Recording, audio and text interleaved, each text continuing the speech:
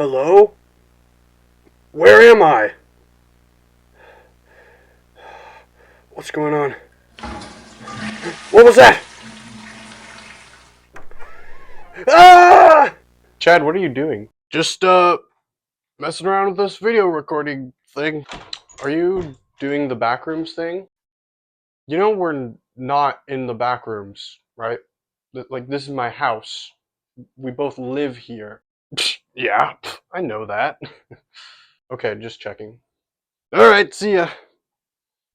Whew, thought that thing was gonna eat me. Hello everyone watching this video. It's me, the guy recording the video. I watched the Backrooms movie, and I gotta say, it's amazing. I loved it, despite the annoying group of teenagers in my theater who would not shut up. If you haven't seen it, I would recommend watching it before watching this video. I'm gonna do my best to not spoil anything, but I think the movie works better going in without knowing any details. You can watch this anyways if you want. I'm not gonna stop you. In my video questioning why we put so much value in high picture quality when something grainier or harder to see can be more effective, I mentioned that I was slightly skeptical of this movie for taking away the found footage aspect of that amazing original short film. Well, it turns out that Kane Parsons knows exactly what he's doing, because this movie absolutely dadgum rules. So I think the moral of the story is never listen to anything I say, Including that sentence. before I get into why I loved this as a movie, I want to talk about Kane Parsons for a bit. This guy made the Backrooms short film in 2022 when he was 16. That's crazy. When I was 16, I definitely wasn't doing anything that cool. You definitely wouldn't have guessed that he was this young when he made it, because that short film,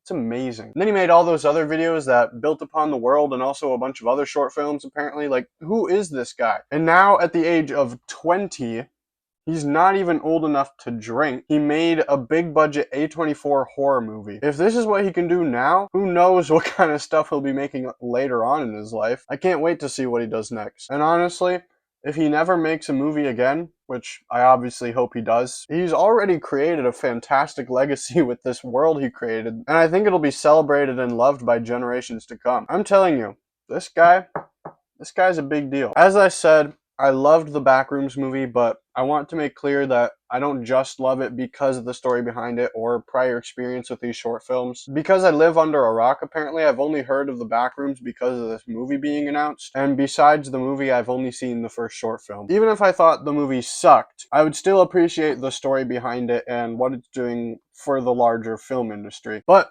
the fact that it doesn't suck just makes it even better, you know? Okay, the movie itself. I've heard people criticize the writing in this movie, but to be honest, I don't see any problems with it, really. I thought the screenplay was very well written. The characters are fleshed out just as much as they need to be without taking away too much focus from the environment and the atmosphere. I really liked the scene where one of the main characters is talking to the other main character, who's a psychiatrist, and they do a role play of the night his wife left him for therapy reasons or something. And the way that it's written, you get a really good idea of who they are as people and their motivations without even directly stating it. Even if the dialogue was like a little strange sometimes, it never felt out of place. I felt when it was weird and off-putting, that was intentional. After all, the main character is pretty weird and off-putting. Speaking of him, what his character ends up doing in this movie is so unexpected and upsetting in the best way possible. Some people might not care for the absolute subversion of your expectations with this character, but I loved it. This is sort of spoilery, but around halfway through, we kind of swap perspectives and focus on the psychiatrist character instead. Personally,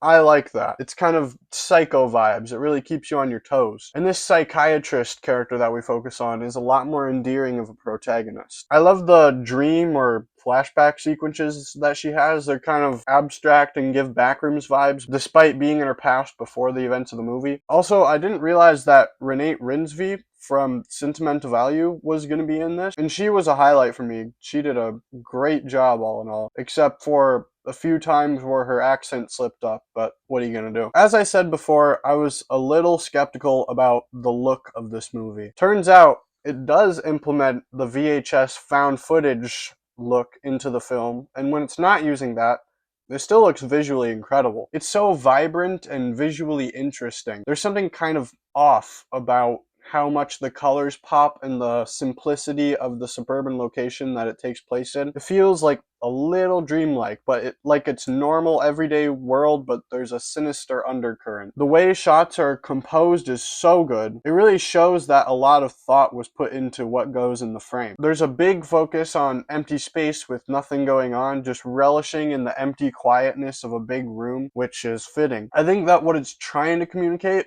is that there's really not much difference between the Backrooms and the regular world. I also really like the lighting. I don't want to spoil anything by giving more specific examples, but I loved the shot that I made the thumbnail of this video. Just awesome stuff. And of course, there are sequences where it goes with more found footagey kind of look. My favorite scene in the movie has got to be the use of that look near the middle. It's so scary because you can barely see what's going on, but you see just enough to want to see more and be terrified because you can't. There's a certain part involving a Christmas tree that I audibly yelled, "Ah!" The whole video recording sequence has got to be my favorite scene in the movie. One of the most I've ever been on the edge of my seat in the theater. There's something so scary about just the most random things showing up and not knowing why they're there. Some of the imagery in this movie is so chilling because of how off it is, you know? Like objects protruding out from the floor, or a cardboard cutout of a guy with a recording of someone talking in a different language. Why is it there?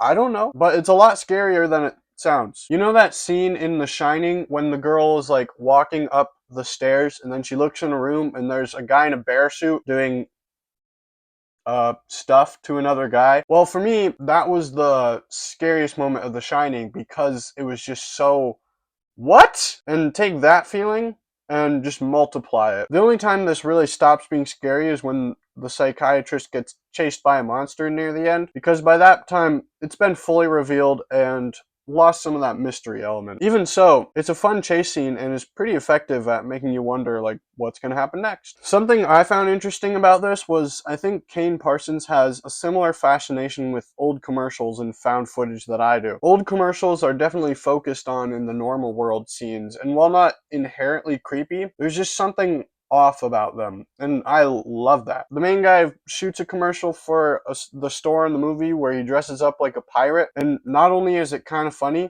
it's also sort of scary in a way. Like I said before, there can be something so chilling about an image that's just kind of wrong. Another thing that really adds to the atmosphere is just the amazing music. Composed by Kane Parsons and some other guy, the music is very unique and otherworldly sounding. It's a bit reminiscent of the Monolith theme from 2001: A Space Odyssey because it just sounds like it was made by like a higher life form of some sort. The score is also used with plenty of restraint, as it should. Sometimes some good old room noise and footsteps will do the trick. This movie has plenty of creepy silence. Overall, what really propels this for me is that it's just incredibly up my alley. Anything dreamlike or disturbing or taking place in a different decade usually works pretty well for me. I thought it over quite a bit, and I think I'm going to settle on a 9 out of 10 for this one. I absolutely loved it. I can't recommend this enough. I'll definitely watch it again because I think there's a lot to unpack with this movie. I think it has something interesting to say about memory or reality or something. I don't know. Anyways, although I didn't care for Iron Lung, I'm so glad that that movie and this one are getting wide releases and making a lot of money. I think it'll do quite a bit for putting more respect on creators from YouTube in film. I saw both of those movies in my local theater, which usually doesn't get any kind of independent movies, so that's really cool. Thanks for watching. Tell me in the comments if you agree or disagree, your thoughts on the movie, and what's a weird dream you had lately. Okay, toodles!